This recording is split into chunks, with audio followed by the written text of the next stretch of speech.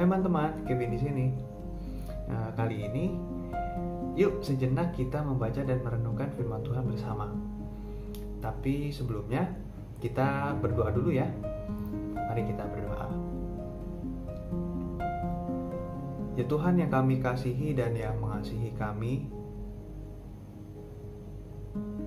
mau membaca dan merenungkan firman-Mu sebentar lagi. Kiranya Engkau memampukan kami supaya kami bisa mengerti apa yang mau Engkau sampaikan kepada kami. Juga kiranya Engkau yang mendampingi kami ketika kami menerapkan firman itu dalam kehidupan kami sehari-hari. Kami menyerahkan diri kami hanya ke dalam tangan-Mu. Amin.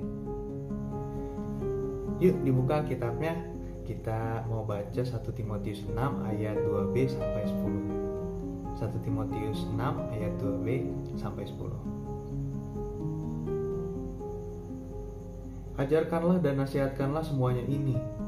Jika seorang mengajarkan ajaran lain dan tidak menurut perkataan sehat, yakni perkataan Tuhan kita Yesus Kristus, dan tidak menurut ajaran yang sesuai dengan ibadah kita, ia adalah seorang yang berlagak tahu, padahal tidak tahu apa-apa. Penyakitnya ialah mencari-cari soal dan bersilat kata yang menyebabkan dengki, cedera, fitnah, curiga, percekcokan antara orang-orang yang tidak lagi berpikiran sehat dan yang kehilangan kebenaran, yang mengira ibadah itu adalah suatu sumber keuntungan. Memang ibadah kalau disertai rasa cukup memberi keuntungan besar. Sebab kita tidak membawa sesuatu apa ke dalam dunia dan kita pun tidak membawa apa-apa keluar. Asal ada makanan dan pakaian, cukuplah.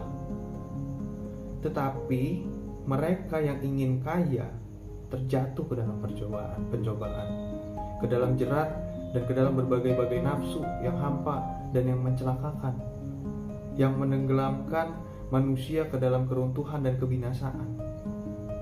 Karena akar segala kejahatan ialah cinta uang. Sebab oleh memburu uanglah beberapa orang telah menyimpang dari iman dan menyiksa dirinya dengan berbagai-bagai duka.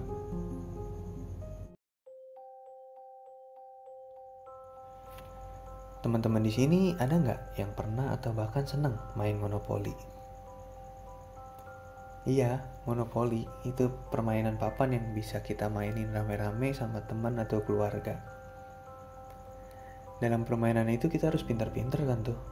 Entah beli tanah sebanyak-banyaknya atau beli tanah yang strategis aja.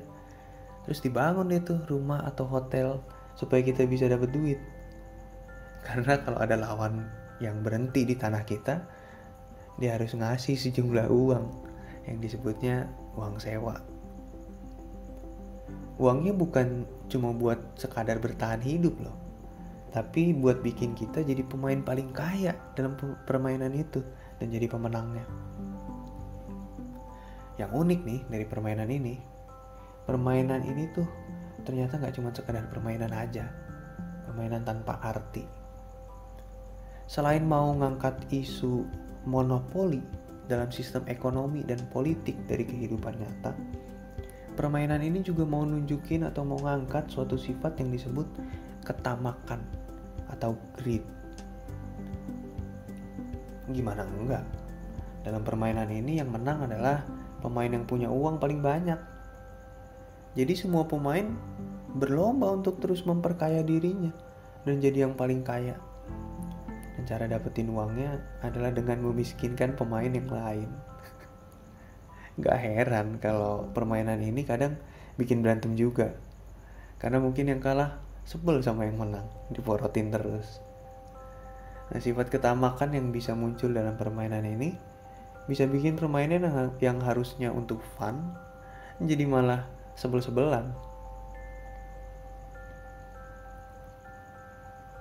Nah, teman-teman, masalah ketamakan ini gak cuman bisa kita temuin atau bisa kita lihat dalam permainan monopoli aja.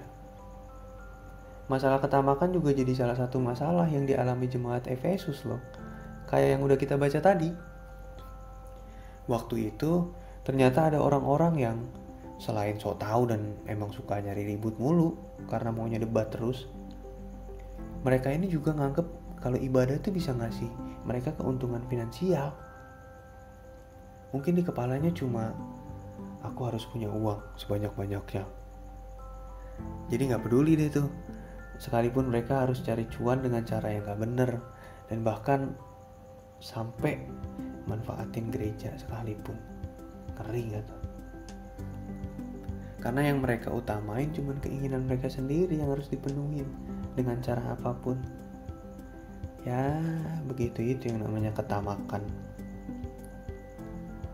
Dan yang harus kita tahu teman-teman, uang cuma salah satu aja dari keinginan-keinginan lain yang dikejar tanpa mengenal kata cukup. Dalam situasi yang kayak gitu, Paulus berusaha ngingetin mereka buat sadar kalau ketamakan itu sebenarnya jebakan yang ngejebak seseorang buat nyimpang dari imannya, buat ngelakuin hal jahat yang bahkan bisa bikin celaka sendiri. Kenapa begitu? Karena nafsu adalah candu, teman-teman. Waduh, iya bener, ngikutin nafsu tuh gak akan ada habisnya. Manusia selalu punya keinginan dan dunia selalu punya tawaran. Pengen inilah, pengen itulah, sampai jadi hedon, boros gak karuan.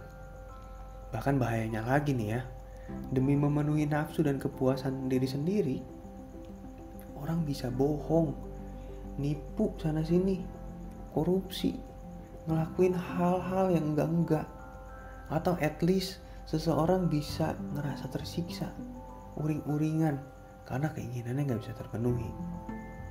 Nyiksa diri sendiri gak tuh? Kita juga bisa loh terjebak dalam ketamakan itu. Misalnya kalau kita punya handphone kita masih bagus nih, dibeliin mama atau papa sesuai kayak yang kita mau dulu. Atau seenggaknya kita punya HP yang masih berfungsi deh dengan baik. Tapi waktu keluar iPhone 13 nih, kita ngiler dan ngebet pengen punya.